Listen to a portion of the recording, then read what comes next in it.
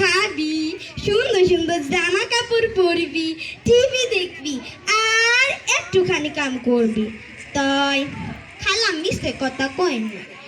ইয়াল্লাহ, এ রাজা বড় লোক, দামি দামি জিনিস আর টিভি এতটা জীবনও দেখি নাই।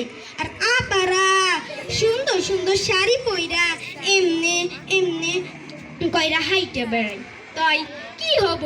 ওগা আত্মারা একটু আমারে এর খেতা দিয়ে কই, যা পা ঘরে গিয়ে ঘুমা।